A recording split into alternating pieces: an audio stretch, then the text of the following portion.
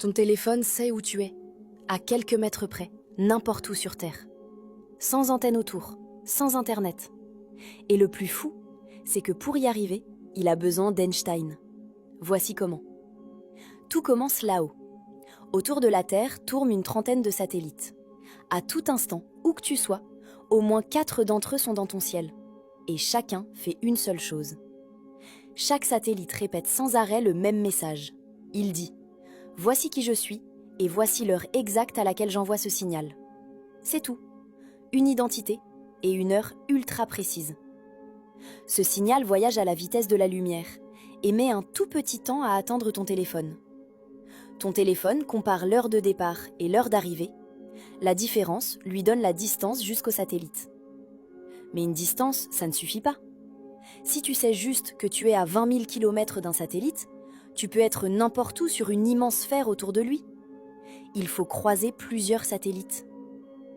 Avec 2 satellites, tu réduis ta position à un cercle.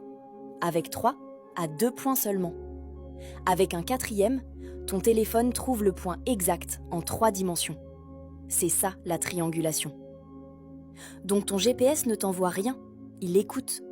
Il calcule juste sa distance à 4 horloges volantes et en déduit sa position.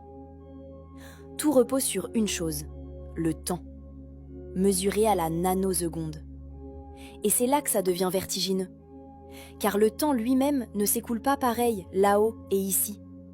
C'est exactement ce qu'Einstein avait prédit. Et le GPS en est la preuve quotidienne. Première règle d'Einstein. Plus tu vas vite, plus ton temps ralentit. Les satellites filent à 14 000 km/h.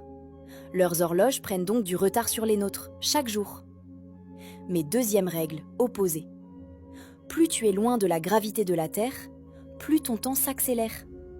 Là-haut, loin de la masse terrestre, les horloges des satellites avancent. Et cet effet est plus fort que le premier.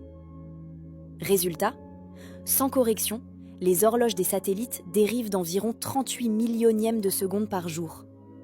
Ça paraît minuscule, mais à la vitesse de la lumière, ça déplacerait ton point de 10 km chaque jour.